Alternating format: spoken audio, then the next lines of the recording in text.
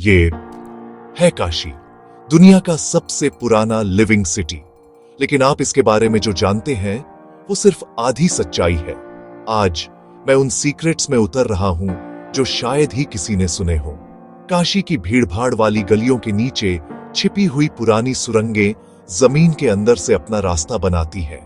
कहा जाता है कि ये सुरंगें कभी मंदिरों और आश्रमों को जोड़ती थीं, रहस्यवादियों और भिक्षुओं के लिए गुप्त रास्ते। कई गिर चुकी है, समय के साथ निगल ली गई है, अब कोई भी सच्चा मैप नहीं जानता।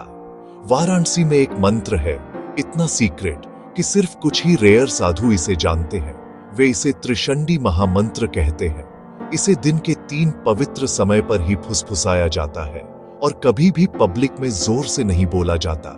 वे कहते हैं इसकी शक्ति इसकी खामोशी में है।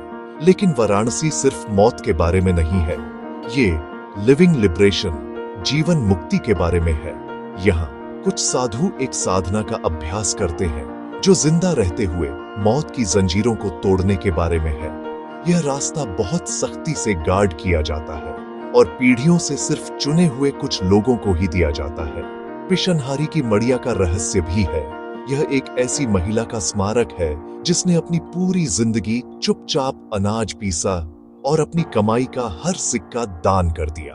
कुछ लोगों का मानना है कि उनकी समाधि आज भी गहरी मेडिटेशन के लिए एक जगह है, भटकने वाले साधकों के लिए एक सैंक्चुअरी, और फिर मोक्ष मार्ग कही जाने वाली गलियां हैं, लिबरेशन के रास्ते।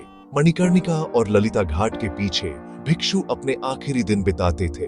उनकी कहानियां अक्सर छिपी हुई सिर्फ परिवारों के भीतर फुसफुसाई जाती है। प्राचीन काशी में सैकड़ों पवित्र कुएं थे, सदियों से कई घरों और गलियों के नीचे दफन हो गए हैं। कभी कभी रेनोवेशन के दौरान एक पुराना कुआं सामने आता है, लेकिन कोई इसके बारे में बात नहीं करता।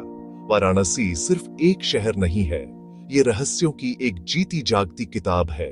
और जितना गहरा आप देखेंगे उतना ही आपको एहसास होगा, काशी को कभी पूरी तरह समझा नहीं जा सकता।